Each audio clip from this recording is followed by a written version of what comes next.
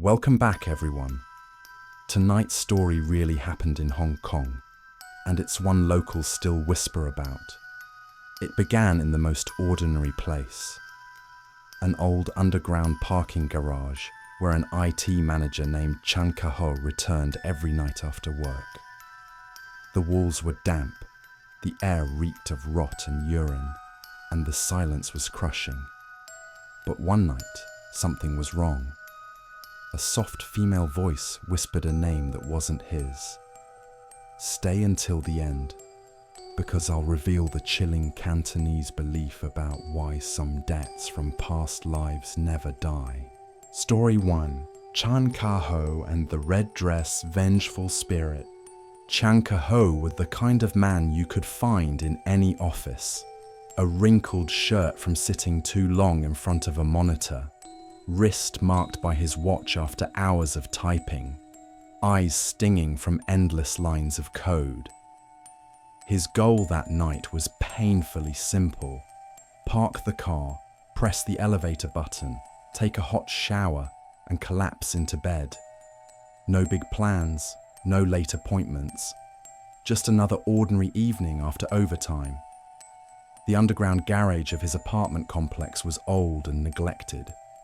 Rows of fluorescent tubes buzzed overhead, some flickering with a sickly glow that washed the cracked walls in pale green. The air carried its signature stench: dampness, rust, and sometimes the sour reek of urine from the stairwell. People who lived here had learned to ignore it. So had Ka-ho. He knew every corner, every fading parking stripe, even the dry click the hallway light switch made when the motion sensor was triggered. Every night was the same.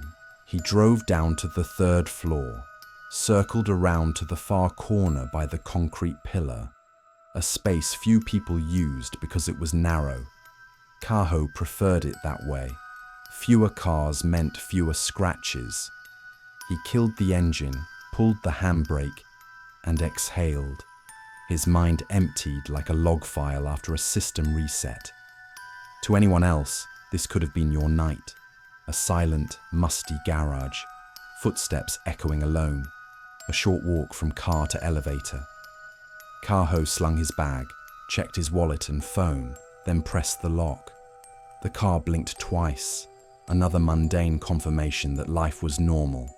And because everything was so ordinary, the purpose, the man, the setting, the abnormal, when it came, would cut sharper, colder, and deeper. Ka-ho didn't know that yet. He just wanted the ding of the elevator and the warm light of his apartment.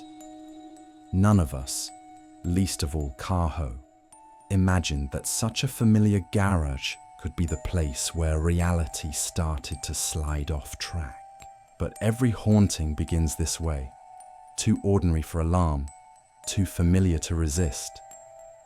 The moment the car door clicked shut behind him, Ka-ho caught a sound, so faint it could have been a draft through the ceiling vents or the hum of a loose wire. Sam. He froze mid-step. Nobody was there. The garage was empty. He chuckled nervously, shaking his head. Must be the wind. He kept walking. Then it came again, clearer this time, as if a breath brushed his ear. Sam. The hair on his neck stood up. He spun around. Rows of parked cars loomed in silence, the concrete pillar dark with damp streaks. Far off, a motion sensor light flicked on, casting a weak yellow-green glow across the floor. But no one was there. Ka-ho swallowed hard. His mind reached for excuses. Maybe air rushing through a vent, maybe someone upstairs, maybe he was just overtired. He rubbed his ear, forcing a grin. Yeah, too tired. He pressed the elevator button.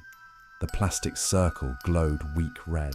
While waiting, he pulled out his phone, scrolling through notifications like a nervous habit.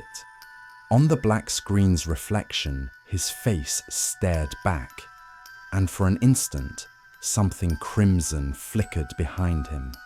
He whipped around, only shadows and flickering light. He told himself it was nothing. The elevator dinged, the doors opened. The strange moment slipped to the edge of his mind like a dismissed notification. To us, the audience, it was a warning as loud as a scream. But to Kaho, it was just the wind, just a light, just a name that wasn't his. He stepped in, pressed the button, and the doors sealed shut. Whatever had whispered to him, whatever knew that name, was waiting for him to return. The next night, Kaho came home late again. His usual corner spot was free. He parked, and his phone buzzed. Friends asking if he wanted supper. He smiled with relief and decided to join them. But as he drove out, his headlights swept past the pillar. In the rearview mirror, he saw it, a strip of crimson, straight and still, like the edge of a dress. His heart lurched, his hands twisted the wheel. The car jolted. He blinked, checked again. Nothing. At the restaurant, he told the story casually. His friends laughed. A secret admirer. Was she hot? But one friend went pale. Quietly, he leaned in. Don't park there again. He refused to explain. The following night, the garage was packed. Kaho aimed for a space near his usual one. But when he got out, dread sank into his stomach. Somehow his license plate was lined up exactly where it always had been, beside the pillar. He swore he had chosen another space. Mistake, he muttered. I must have steered wrong. He got back in, shifted the car. His taillights splashed red against the pillar, the glow bleeding like fresh paint. A chill crawled up his neck. He flicked on the headlights. And there she was, a woman standing at the edge of his windshield, long black hair veiling her face, a red dress soaked in light as if on fire. Then, darkness. She was gone. Kaho gasped, his chest heaving. He called a guard, asking vaguely about strangers in the garage. The guard shrugged. Never seen anyone. Cameras down for weeks. No one saw, no one believed. Only Kaho, and perhaps Sam, was being drawn closer every night. The night of reckoning. Kaho parked, intending to leave at once. But the moment he sat in the driver's seat, an icy gust slammed into the cabin, as if the freezer door of the world had swung open. Condensation filmed the glass. The headlights cut on, and she was there. Not a shadow, not a trick.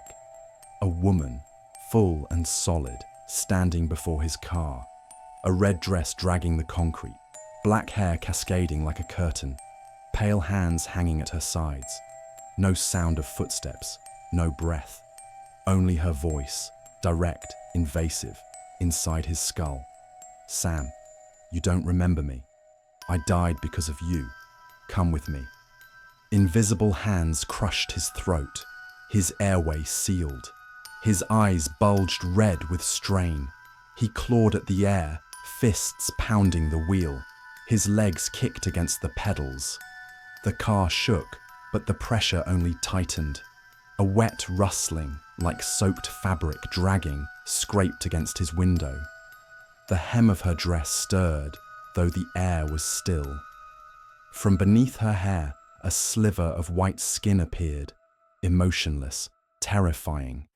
His pulse hammered in his ears, drowning all else. He tried to scream, but only a strangled rasp escaped.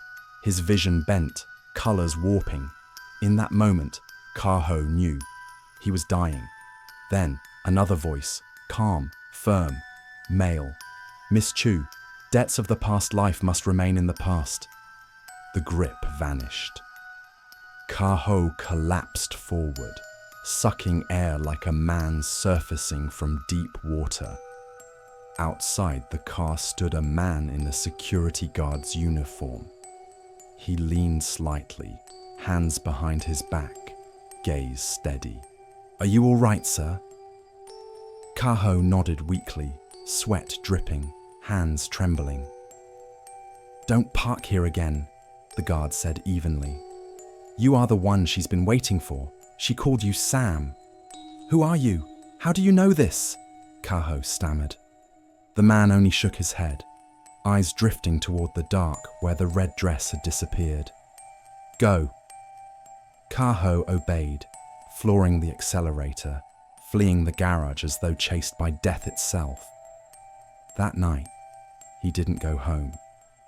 He pulled over on the roadside, clutching his neck. No bruises, but the ache throbbed. When he closed his eyes, he saw red fabric flicker. When the wind hissed, he heard her whisper, Sam. Sleep came in fragments, each broken by a jolt of terror. By morning, he sought a Taoist priest. He wanted a shield, any barrier between himself and the thing that had touched his life. But the first rituals were thin protection, like raincoats in a storm. Days later, driving on a busy road, she returned. Just a flash of red at the edge of sight, but enough. The wheel jerked. His car swerved into the path of a truck. Horns screamed, tires screeched, airbags exploded.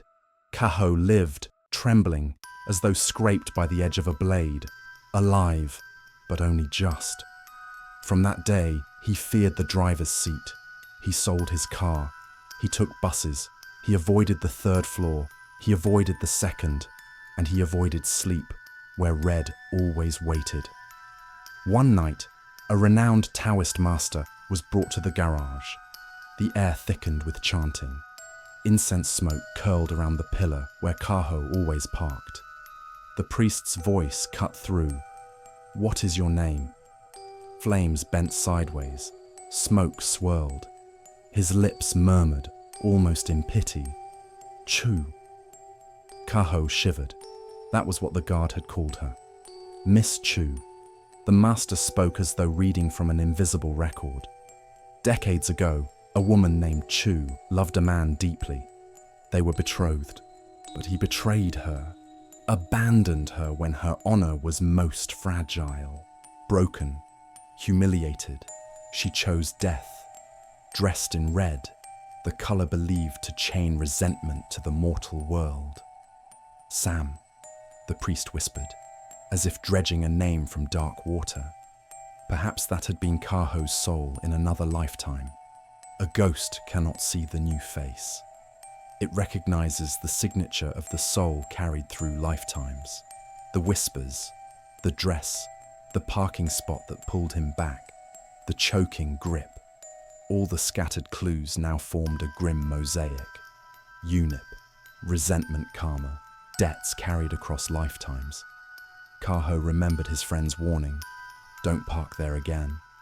Perhaps the friend had heard the story of Chu, a tragedy buried in the building's past, and the guard. Kaho asked around. No one knew him, no record, no name.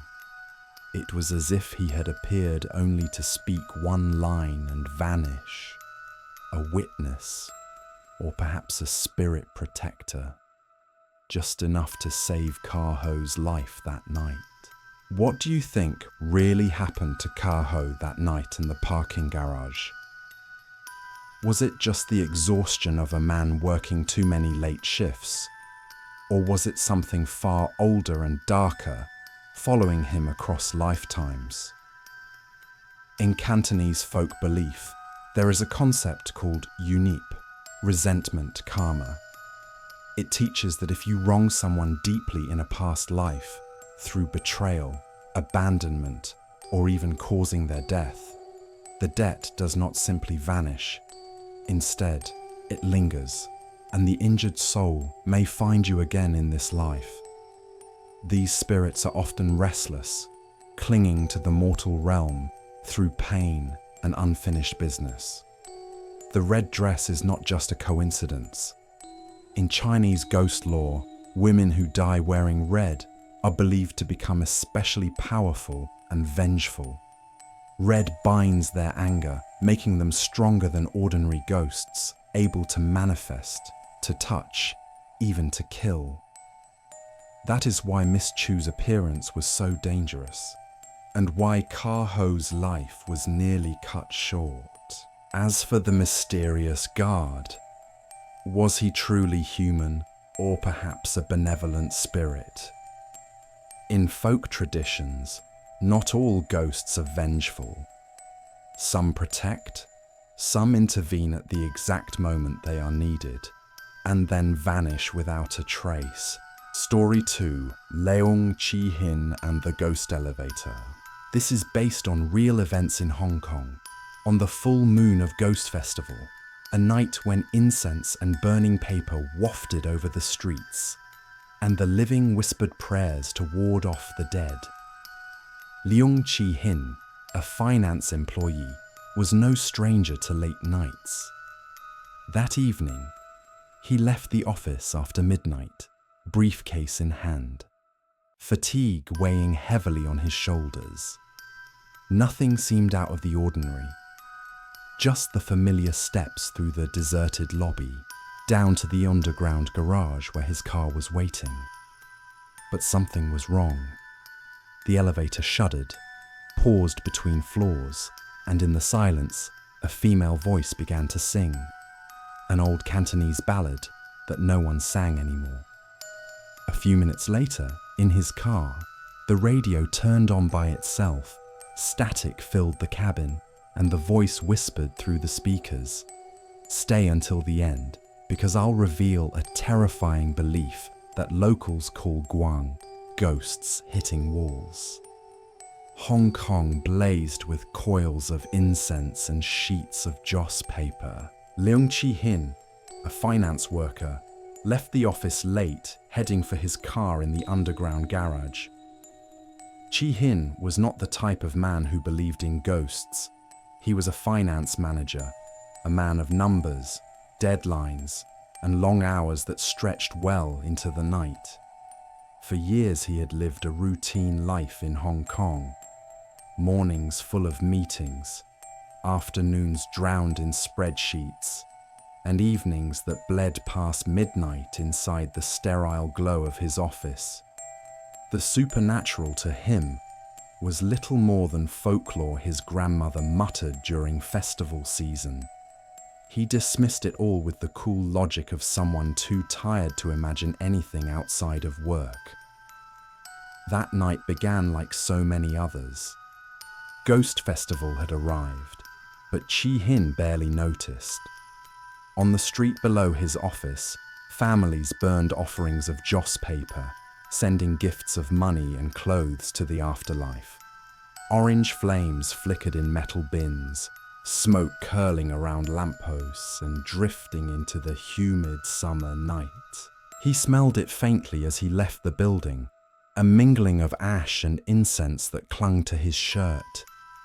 But inside the office tower, fluorescent lights still buzzed, and the digital clock on his desk glowed past 11:00 p.m. For him, it was just another late night. Chi-hin's only purpose was simple: get home. The garage was one level below ground, a familiar place he had crossed countless times without a second thought. He didn't crave adventure, didn't seek danger.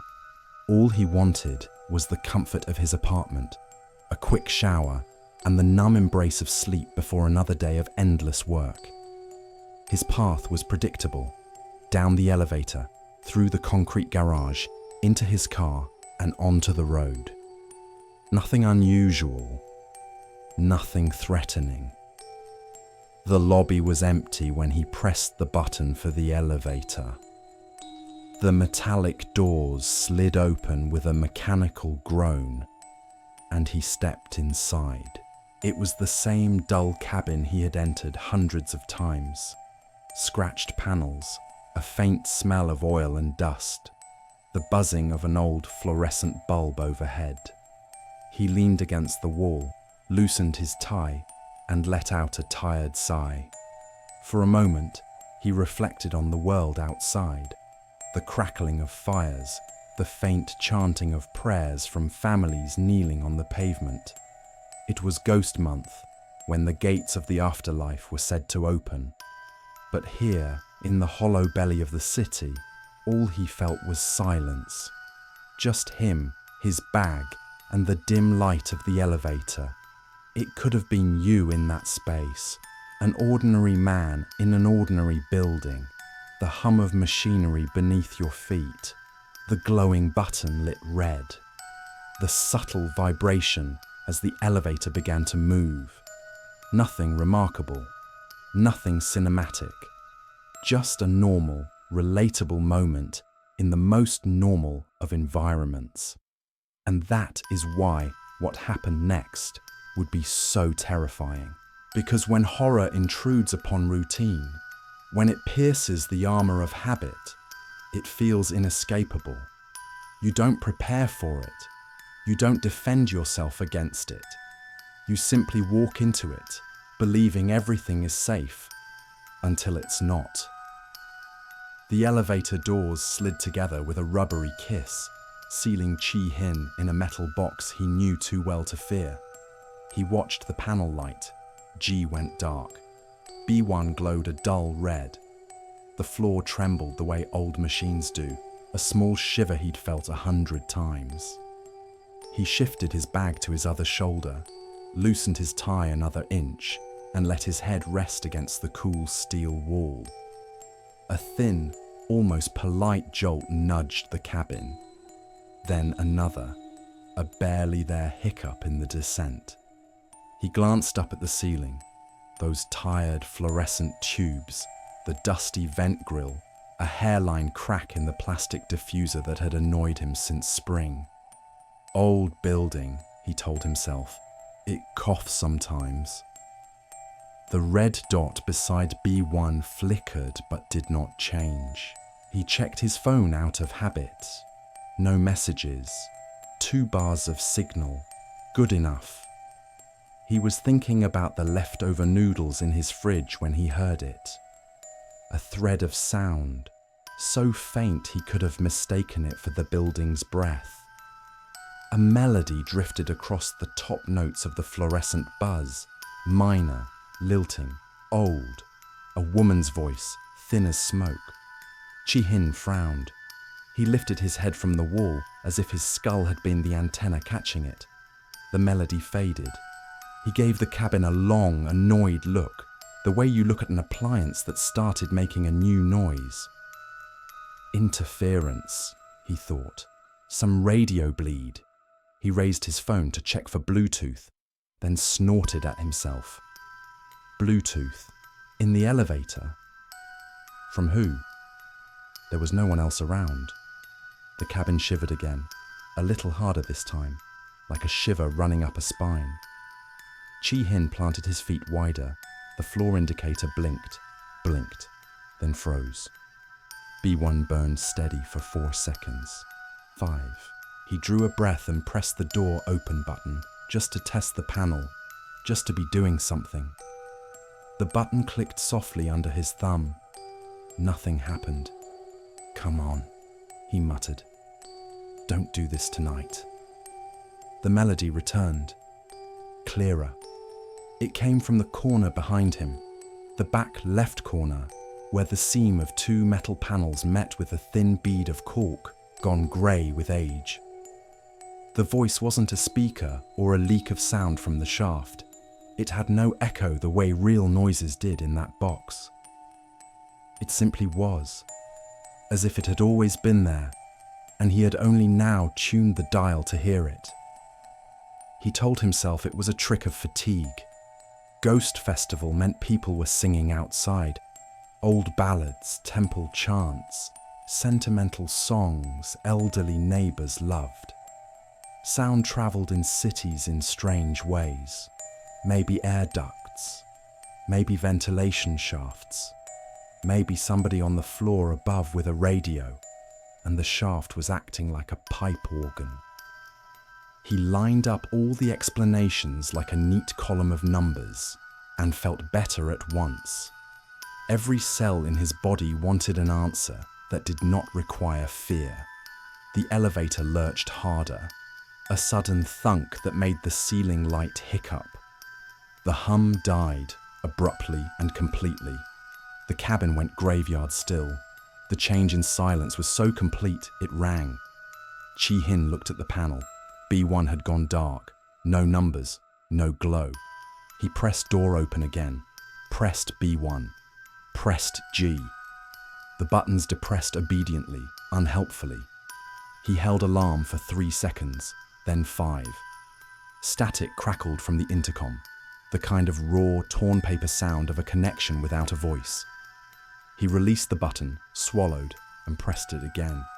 More static, the hiss of an empty sea. Something cold slid down the back of his neck, a narrow ribbon of air that felt purposeful, as if someone had lifted his collar and breathed along his spine. He flinched and swatted the air, embarrassed by the gesture even alone. He looked up at the vent. The grills were dusty, yes, but there was no draft, no movement at all in the stale air. The fluorescent tube hummed back to life in a long, thin whine. The song returned, and with it, a memory. His grandmother's radio on a summer afternoon when he was a child. The song was from that era. The small warble in the voice, the phrasing, the diction of old Cantonese love ballads. A singer from another life, singing to a lover who never came home. He could not place the title, but the feeling was exact and heavy. A longing older than the building, older than his office, older than his belief that numbers kept the world civilized. "Stop," he said aloud, meaning the elevator, meaning the song, meaning his own imagination. His voice sounded larger than the cabin, as if the walls had pushed it back at him. He pressed his phone to wake the screen. No service now. A minute ago, he'd had 2 bars. Now there was nothing but a blank arc and the word searching in a tiny, indifferent font. He swallowed again and wiped his palms on his pants. He set his jaw and made himself do the practical thing. He pressed alarm and held it down. This time the static cracked open enough to suggest a voice might be inside it. Half syllables without consonants, breathing without breath. Chi-hin bent toward the grill, as if proximity could force sense into the noise. That was when he heard the singer take a breath. It was small, human, close enough that he could tell how the breath would smell if there were a smell. He pushed himself upright, a jerk that knocked his shoulder into the panel. "Hello," he called into nothing, hating the way the word broke toward the end. "Is anyone there?" He knew how it would sound if someone were in the hall outside and he could hear them through the gap. He knew how it would sound if the maintenance man were on the intercom. This sound obeyed neither rule. It didn't live anywhere you could point to. The corner behind him looked the same. Seam, cork, a faint smear where someone had once rested a dusty hand. He laughed, a single dry exhale. Okay. He tightened his tie again, a ridiculous reflex, and rolled his shoulders as if shrugging off a coat. "You're tired," he told himself. "This building is old. Ghost month turns people superstitious. You're hearing things because everybody's burning paper and the whole city smells like memory." He liked that line. It made him feel intelligent again. He repeated it in his head. The elevator groaned, a deep belly sound, and slid the last inch of its descent with reluctance, like a sleeper rolling off a stubborn dream. The doors parted to show the garage, concrete fluorescent light, and a slice of shadow that went on longer than it should have. Chi-hin did not think. He moved. He stepped out without looking back, his shoes loud on the floor. He did not jog because men like him did not jog in garages. He walked quickly, efficiently, like a person with a reason to be somewhere else. At his car, the familiar rituals steadied him. Unlock, door, bag on the passenger seat, seatbelt, key. The engine turned over with that small mechanical blessing he'd always loved, the one that told him the world still worked if you followed its rules. He relaxed, shoulders settling into the seat. The radio clicked on by itself. Static filled the cabin, grey and busy, the audio equivalent of snowfall. It wasn't loud precisely, but it was wrong, and wrongness has a volume of its own. Chihin stared at the console. He hadn't touched the radio. He hadn't listened to it in weeks.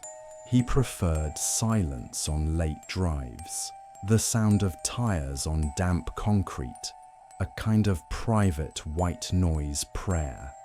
He reached out and switched it off. The static stopped. The quiet fell like a sheet. Then the song began. Soft, under the floor of silence, the first line emerging so gently he could pretend he'd imagined it. The same melody, the same old phrasing, the same woman singing as if the words were stitched into her lungs. Chihin hit the power again. Off. The display died, the screen going blank. The song continued for one impossible beat, as if inertia were a property of sound. Then it too went out, like a candle pinched. He sat very still. The car smelled faintly of smoke from outside, and of the citrus cleaner the car wash used on the dash. He tasted metal on his tongue, the tang you taste right before a storm. His hands were steady. He looked at them to be sure. Electrical, he said to the empty car to himself. There's interference down here. The garage, the building. Ghost month affects the air, humidity, pressure. It messes with signals. He had friends who believed in feng shui and salt lines and burning talismans. He had always smiled and changed the subject. He would not stop being that man because a song had walked across an elevator and into his car. In the rearview mirror, the exit gate framed a thin rectangle of night. Smoke from the street drifted in lazy swirls, turning the yellow light a shade too warm. For half a second, the drift thickened at the gate, as if a figure in a dress were standing there, the shape defined by nothing more than the way the smoke refused to occupy the same space. Chihin blinked, and it was only smoke. He put the car in drive. He told himself, as the tires rolled and the headlights found the lane, that the night had simply accumulated a few extra noises. He told himself songs migrated through concrete. He told himself old buildings coughed. And somewhere in him, a place he would not yet name, another voice said, this was a warning. Chihin told no one about what had happened that night. The rational side of his mind had worked overtime on the drive home, filling the gaps with explanations, malfunctioning electronics, echoes from the festival outside, fatigue pressing hallucinations onto his senses. He liked that theory. It fit his worldview, neat as an equation. By the time he slid his key into his apartment door, he had almost convinced himself nothing unusual had taken place. But denial is a thin blanket. The chill of unease followed him, clinging to the back of his neck like a damp scarf. Even in bed, the silence of the room seemed too sharp, as if the song had left an aftertaste in the air. Sleep came reluctantly, in broken pieces. The next day, Chihin dragged himself through work, with a coffee mug in hand and heavy shadows beneath his eyes. By evening, his colleagues had left, one by one, until only he remained. The familiar emptiness of the office settled around him. Buzzing fluorescence, the click of his keyboard, the hum of the city far below. He told himself he'd leave early, midnight at the latest. When he finally packed up, the streets outside were alive again, with smoke and flickering flames. It was still Ghost Festival, and the city seemed wrapped in a skin of restless ash.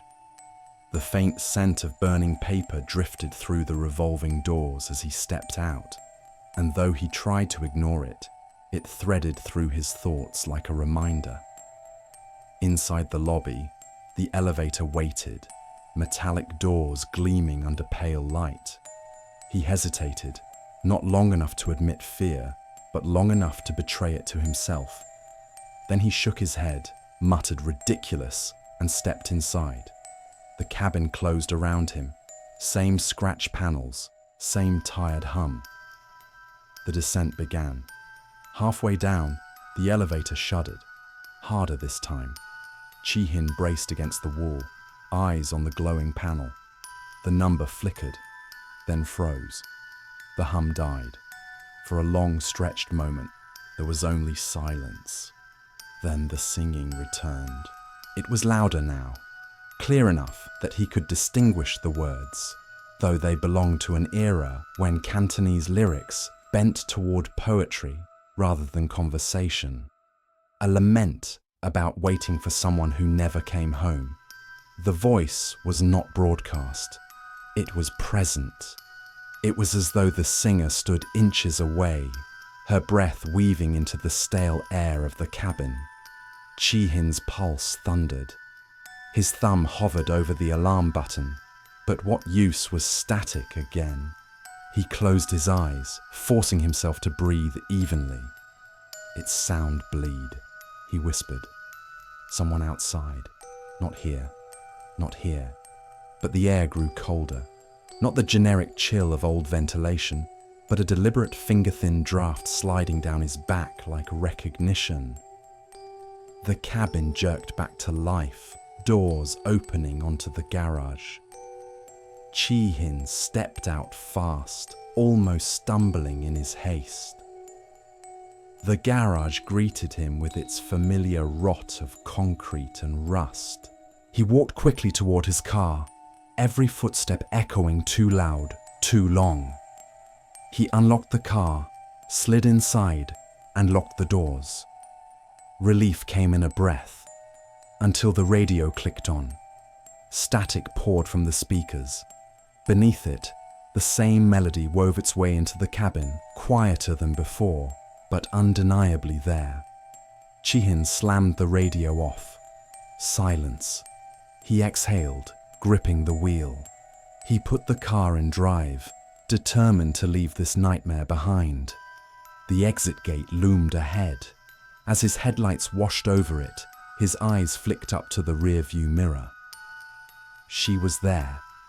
By the gate, a pale figure stood in a traditional cheongsam, still and unblinking, smoke from the festival fires swirling around her. Her presence was not a blur, not a trick of light. She was rooted to the ground, real enough that his brain refused to dismiss her. Chi-hin's heart leapt. He blinked, and she was gone. Only smoke remained, drifting in lazy spirals under the street lamps, but the clock on his dashboard made his blood run cold. 2 a.m. He had left his desk just before midnight. The elevator had stalled only briefly. The song had lasted a minute. The walk to his car no more than 2. Yet somehow, nearly 2 hours had vanished. He gripped the wheel tighter, his breath shallow. Rational explanations crumbled under the weight of missing time. He drove home in silence, the city's neon lights sliding past, his eyes locked on the road as if glancing sideways might invite the figure back. That night, his sleep was worse. Every time he closed his eyes, he saw the woman in the cheongsam, her silhouette blurred by smoke, her song echoing in the cage of the elevator. And for the first time, Chi-hin, man of numbers, of reason, felt the creeping certainty that something was hunting him. Chi-hin slid into the driver's seat, relieved to have made it out of the elevator. The car's familiar smell of upholstery and faint citrus cleaner was grounding. He slipped the key into the ignition, twisted, and the engine purred to life. For a fleeting moment, normalcy returned. Then the radio turned on by itself. Static flooded the cabin, a coarse hiss that scratched against his ears. He hadn't touched the controls. The display glowed dimly, numbers flickering between stations as if an unseen hand were spinning the dial. Beneath the storm of static, a voice began to emerge. It was the same voice, the woman from the elevator. She was singing again, her melody threaded through the interference, delicate and deliberate. The same haunting Cantonese ballad, verses about longing, betrayal, and waiting endlessly in vain. Chi-hin's hand shot forward. He slammed the power button. The display blinked black. The static vanished. But the singing did not stop. Her voice carried on, unbroken, as though the radio had only been a doorway and shutting it hadn't locked her out. The sound filled the car, not from the speakers, but from everywhere. Behind him, beside him, inside him. He felt the air in the cabin grow heavier, pressing into his chest. His breaths came shallow. The steering wheel was cold, unnaturally so, as if he had gripped a block of ice. "Stop," he whispered. His voice shook. "Just stop." The song grew louder, notes stretched unnaturally, echoing where no echo should exist. Chi-hin glanced into the rearview mirror. For a heartbeat, he saw movement in the back seat, a flicker of crimson fabric. He twisted around, eyes wide, but the seat was empty. When he faced forward again, she was there. Through the windshield, at the far edge of the garage, stood a woman in a traditional cheongsam. Her dress shimmered faintly under the jaundiced fluorescent lights.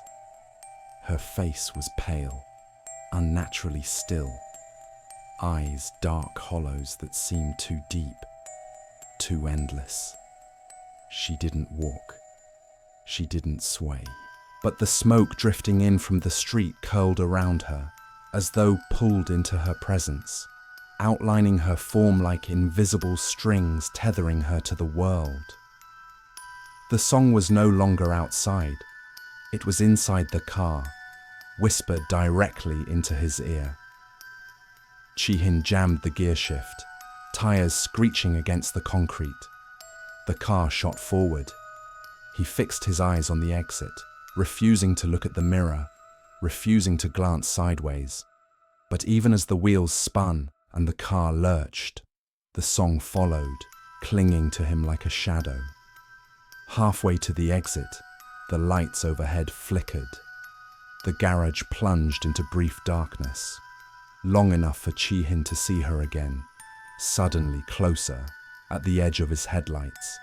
He screamed, jerking the wheel. The car fishtailed, tires squealing as rubber burned. When the lights returned, she was gone. Only the empty pillar stood where she had been.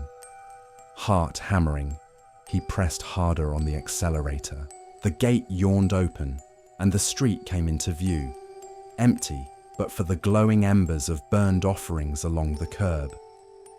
The city outside should have been comforting, but as he crossed the threshold, he glanced up at the dashboard clock.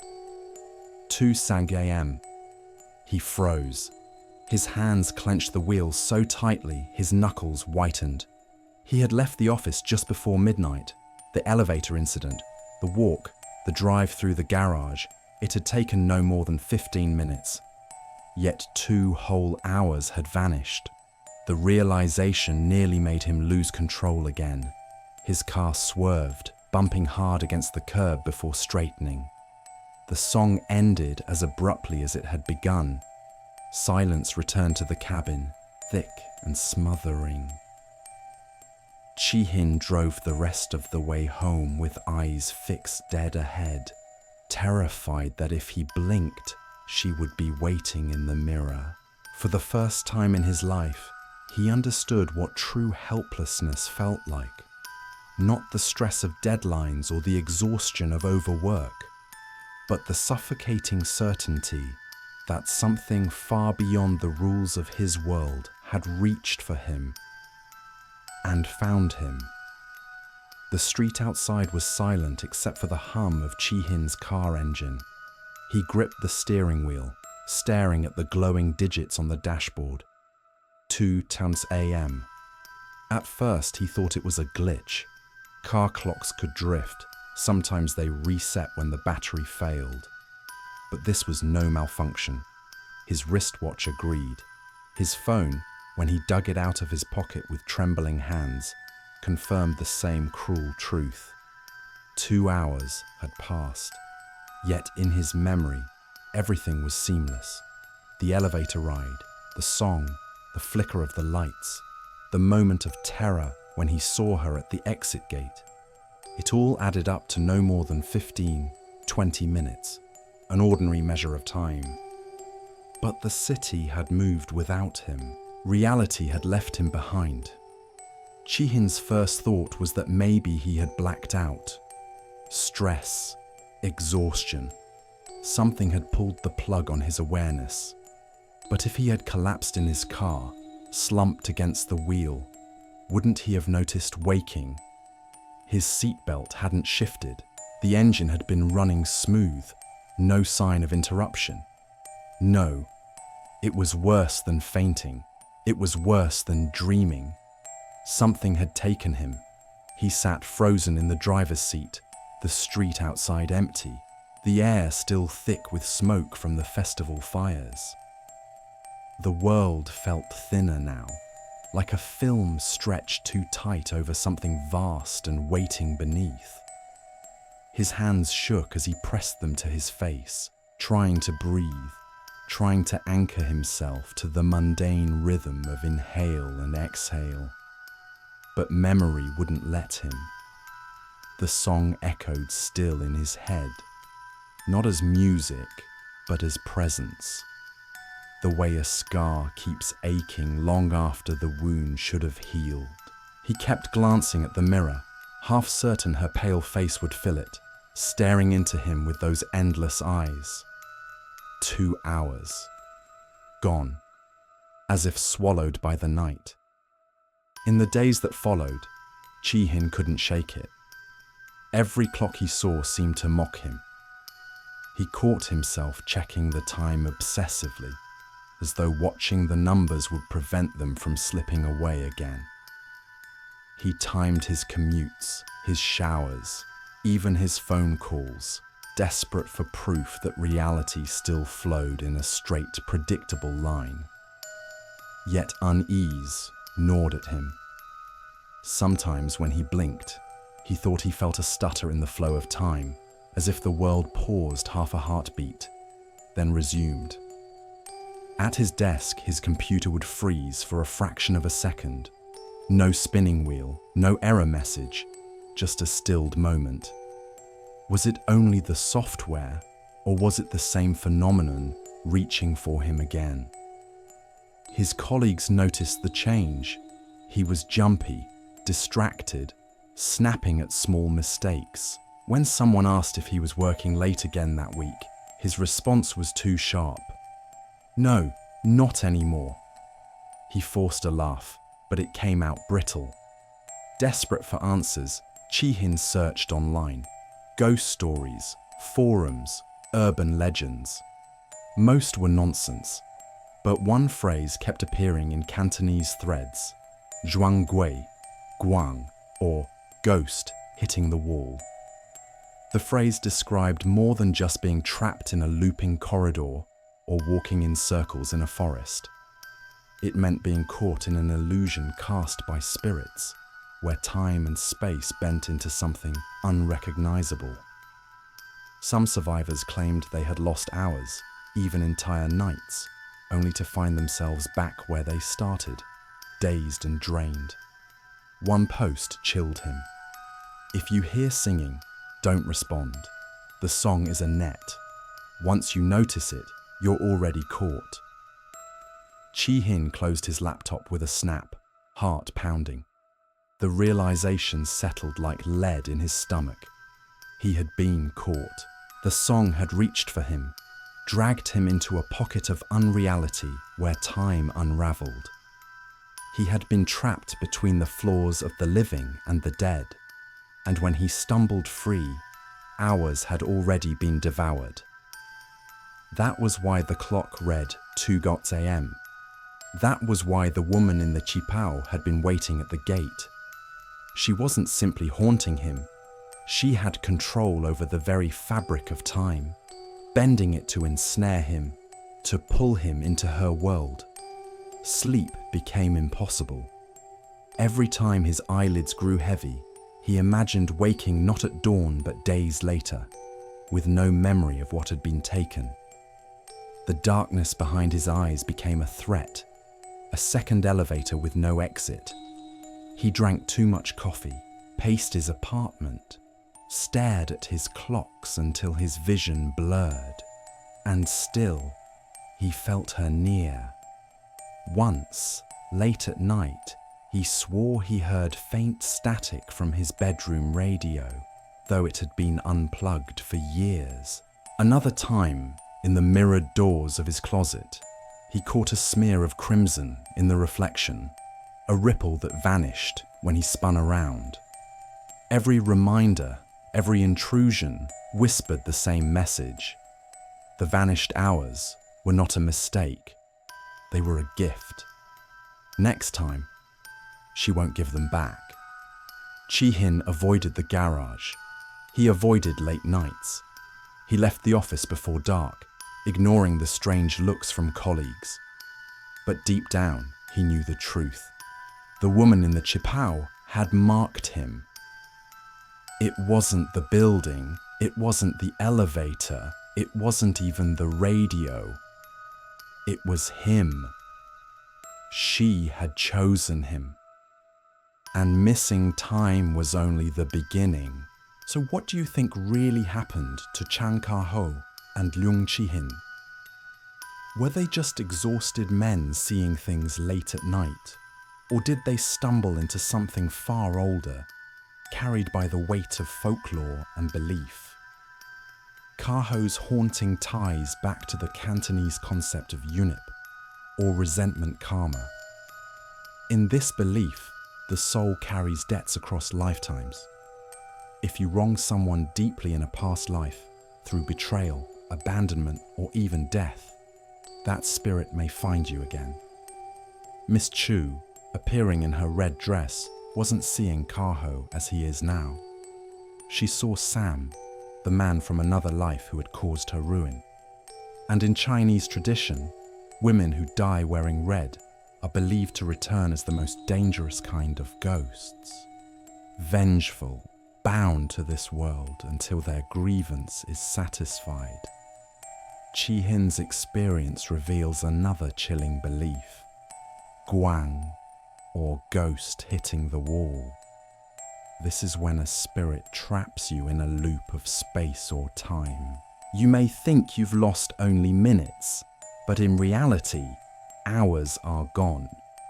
Many stories from Hong Kong describe this exact phenomenon, often during Ghost Month, when the gates between the living and the dead are said to open. Both stories remind us that even in modern cities, superstition still breathes in parking garages, elevators, and mirrors. Have you ever lost time or heard a voice that didn't belong? Share your experiences in the comments below. And don't forget, like, subscribe, and join us next week for another terrifying ghost story from Asia.